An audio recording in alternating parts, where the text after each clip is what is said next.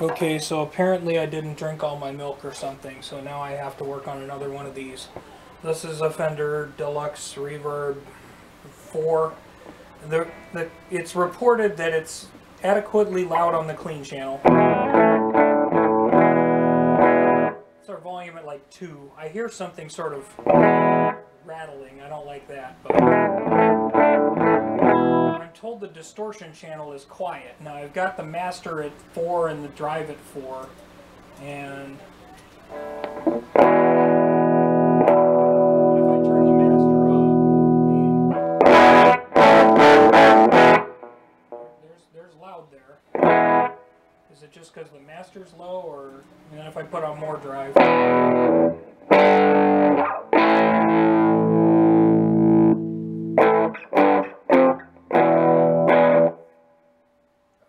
Right, so that works. Other than the master volume being turned really low, the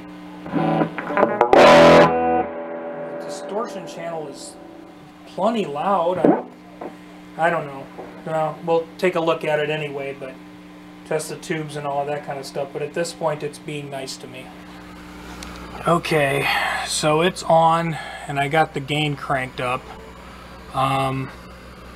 This is young. I see the pink resistor from hell has been replaced by a blue resistor that's actually mounted up a little bit off the board. Look at that, we got another resistor mounted up off the board. Did Fender learn from their previous mistakes? Holy crap. We still have those two. Those are, I think those actually have the little standoffs at the bottom, so they're probably not frying the board. Maybe they did learn something. But my guess is this. Okay, I got the volume up.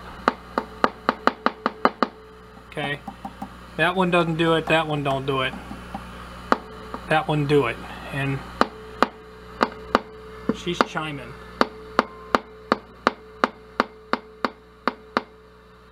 So that might be our problem. Okay, so that's better.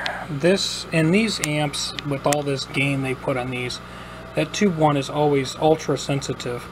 I tried this vein tube I had, and it actually didn't like being run that way. It was actually ringy and worse. This is a JJ, and I've got the gain even cranked up higher than I did before, and I'm really not getting much of a knock, so that's great. I have a feeling they're running the bias cold as ice on these, so let's test them and then find out. Okay, so typical Fender, they're running the plate dissipation at like 48%. Yeah, there's my calculations. We're seeing 450 volts, and we're getting 32 milliamps. 450, 32. That's plate dissipation of 48%. That is low. We can technically go up to 70, which would be about 46 milliamps. I'm not going to live that dangerous. I usually set these to around 60-ish, and then we get the maximum volume and power and stuff out of them. Okay, as I was attempting to say this, it's we're at what, 450, and I've got her set at 42 milliamps. This tube's drawing 41 milliamps, close enough for jazz. That puts our plate dissipation at 63. Obviously 70 is our top end, but this is good, so I'm cool with that. Humorously enough, when the phone rang, which I'm going to edit out there, it was the guys who owned that silver-faced twin reverb I just finished, and they were telling me they didn't have any sound coming out of it, which I cursed the sky, because obviously I had to take this, you know, take it back to another town, and about an hour-and-a-half drive. They had a problem with their guitar cord. Good.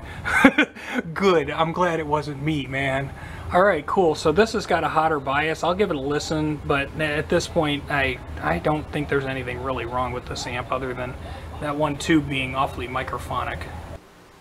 Okay, so yeah, as far as I can tell, this is fine now. It's quiet, clean channel. That's at like volume level 2, 2 1/4. Yeah, inadequately loud. It's probably too loud for the camera. I've got the master volume at like 2, which is going, or no, I've got the master volume at what, 5, and the drive at 3.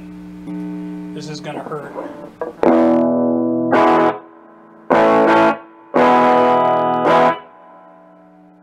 Camera probably can't handle that, so let's bring the master volume down to like 3, and we'll take the drive up to, yeah, you can, guitar.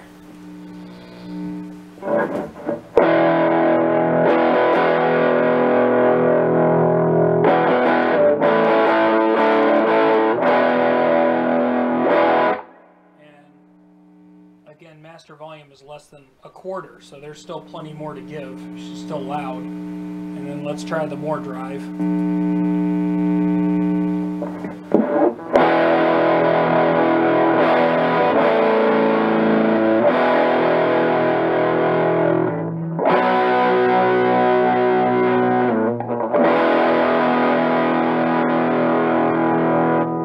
Regular drive and more drive.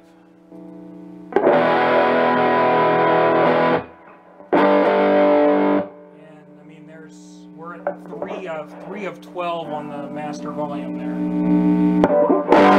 There's 4. The neighbors are going to start calling the cops at 5.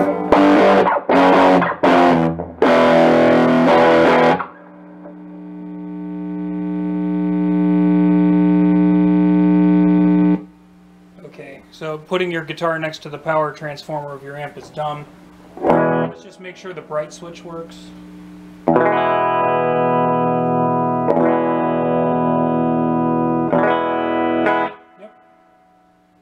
So I think everything's cool.